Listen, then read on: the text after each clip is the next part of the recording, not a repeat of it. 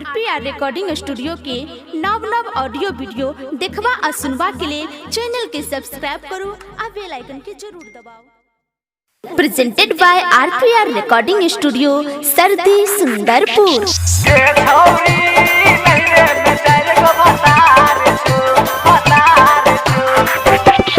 देखे में लागे छही छटल छिनाई रे गे, शादी से पहले खोज ललही बता गे। तोहर जबन दुनु टाइट छो, तोहर जबन दुनु टाइट छो।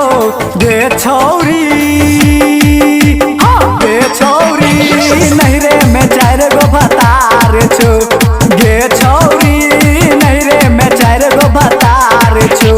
देखे में लागे छही छटल छिनाई रे गे, शादी से पहले खोज ललही बता गे।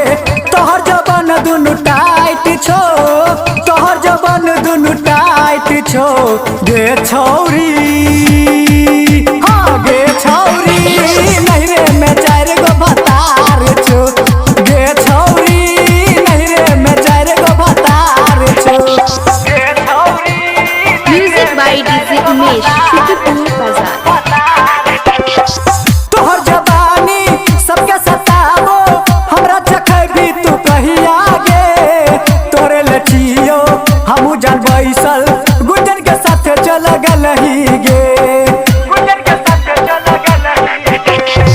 तोहर जवानी सबके सतावो, हमरा चखे भी तू कही आगे। तोरे लचियो हमू जान बैसल, गुंजन के साथ चल गलही गे। ओकरे साथे रोज नाइट छो गे, ओकरे साथे रोज नाइट छो। गे छौरी गे छौरी नहीं रे में चार गो भतार छो। गे छौरी नहीं रे में चार गो भतार छो। म्यूजिक बाय डीजे उमेश शुक्रिया बाजार। तोरे छोयरवा तोरे भतारवा, तोरे छगा में यो चर्चा गे। लागे छोला के आबे भाग जे तो तोरे विकसवा छौरा गे। तोरे छोयरवा तोरे भतारवा, तोरे छगा में यो चर्चा गे। लागे छोला के आबे भाग जे तो तोरे विकसवा छौरा गे।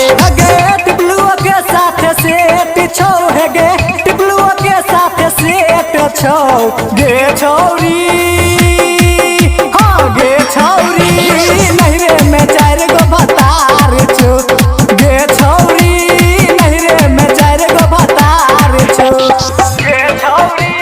म्यूजिक बाय डीजे उमेश शुक्रिया बाजार।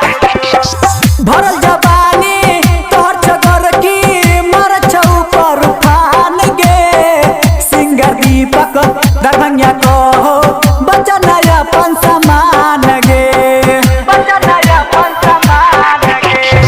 भरल जवानी तोहर छगर की मर छौ पर फान गे।